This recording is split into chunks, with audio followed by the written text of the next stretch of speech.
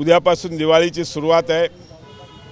गोमातेचं पूजन करून सगळीकडे दिवाळी साजरा करायला सुरुवात होते। पण आमचे मित्र विलास कोरडे आणि त्यांची कुलस्वामिनी प्रतिष्ठानच्या वतीने आज ही दिवाळी शेतकऱ्यांबरोबर साजरी करावी आणि त्याची सुरुवात म्हणून आज इकडे गोमातेचं पूजन करून त्यांच्या गावाकडे या सगळ्या आमच्या भगिनी जाणार आहेत। तिकडे शेतकऱ्यांबरोबर दिवाळी साजरी करावी, त्यांना काहीतरी गोड द्यावं, यामुळे आज इकडे गोमातेचं पूजन करून सगळ्या आमच्या भगिनी आणि सगळे आमचे सहकारी आज खुलताबाद तालुक्यातील आमच्या विलास कोरडे यांचं जे गाव आहे, जिकडे अतिवृष्टीमुळे शेतकऱ्यांचं नुकसान झालेलं आहे, त्या शेतकऱ्यांबरोबर ते दिवाळी साजरी करायला जाणार आहे। ऑलरेडी राज्याचे मुख्यमंत्री देवेंद्र फडणवीस साहेबांनी 31,600 कोटीचं पॅकेज शेतकऱ्यांना मदत म्हणून दिलेली आहे। पण तरीही शेतकऱ्यांबरोबर दिवाळी साजरी करावी, त्याकरता त्यांनी आज इकडून जवळजवळ किती गाड्या चालल्या? 17 गाड्या सगळ्या भगिनी आणि सगळे आमचे सहकारी तिकडे जाऊन शेतकऱ्यांबरोबर ही दिवाळी साजरी करणार आहेत। मी सर्व भक्तांना, सर्व नागरिकांना दिवाळीच्या खूप खूप शुभेच्छा देतो आणि आमचे सहकारी विलास कोरडे आणि त्यांच्या सर्व परिवाराला कुलस्वामिनी प्रतिष्ठानचं अभिनंदन करतो की असा हा चांगला उपक्रम त्यांनी हातात घेतला आहे। चर्चा व्हायला लागली काही दिवसांपूर्वी तुमची बैठक झाली संभाजीनगरला। त्या बैठकीची बातमी अशी समोर आली होती की भारतीय जनता पार्टी सोबळावर निवडणुका लढवण्याची चाचपणी करते, तर छत्रपती संभाजीनगर महापालिका आणि जिल्हा परिषद यात तुम्ही खरंच सोबळावर लढणार आहात का माहिती लढणार आहात, कशी काय? नाही, आपल्याला थोडीशी माहिती अशी नाही आहे। माहिती अशी आहे की त्या दिवशी जी बैठक झाली त्या बैठकीत असं सांगितलं गेलं की खालच्या लेवलवर आपण युती करावी आणि युती नाही झाली तर प्रदेशाकडे पाठवावं आणि तरी नाही झाली तर मग आपण स्वबळावर लढू, असा तो विषय आहे। असा कुठेही चर्चा झाली नाही की स्वबळावर लढा।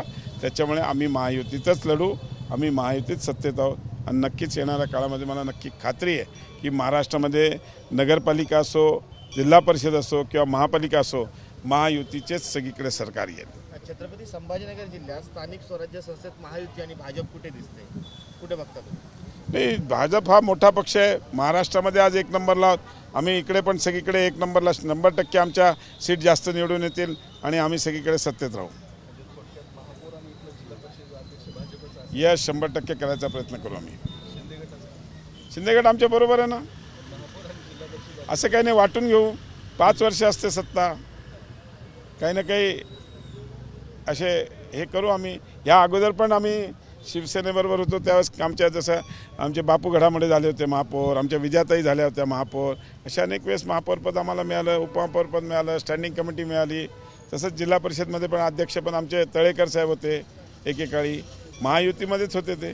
त्या पद्धतीने अशी काही अनेक लोक आमचे स्टँडिंग कमिटीचे चेअरमन होते, आमचे दिलीप थोरात होते, राजू शिंदे होते, अजून कोणतरी स्टँडिंग कमिटीचे चेअरमन खूप प्रशांत देसरडा होते।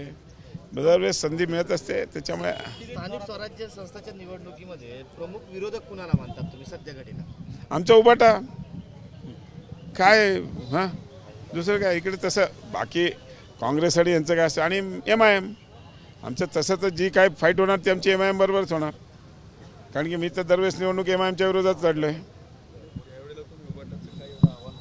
नाही, उबाटात हे बघा, त्यांच्या जागी त्यांचा पक्ष आहे, पण नक्कीच शहरामध्ये जी फाईट होईल ती MIM बरोबर होईल आणि उबाटाच्या यांच्याबरोबर पण होईल।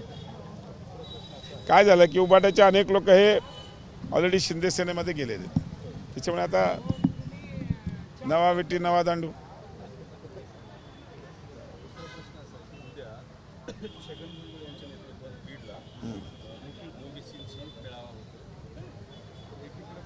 एवढे म्हणतात की 2 ऑक्टोबरच्या GR नुसार मराठा समाजाला फक्त 27 प्रमाणपत्र मिळाले आणि 73 अर्ज आले, त्यामुळे ओबीसीवरती कुठलाही अन्याय झाला नाही असं तायवडे म्हणतात।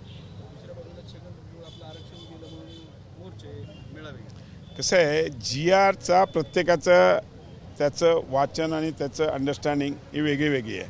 आता तायवाडे साहेबांना ते वाचल्यावर त्यांना असं वाटलं की हे करेक्ट आहे, आता भुजबळ साहेबांना वाटत असेल तर ते त्याच्यावर आंदोलन करतायत। नक्कीच ह्याचा, कारण की हे न्यायालयीन प्रतिष्ठित म्हणजे विषय आहे, त्याच्यामुळे आम्ही वैयक्तिक त्याच्यावर काही कॉमेंट करणं हे काही बरोबर नाही, पण न्यायालय जो काही निर्णय देईल तो आम्हाला मान्य राहणार आहे. ओबीसीला धक्का नाही लागेल. नाही लागणार. धन्यवाद.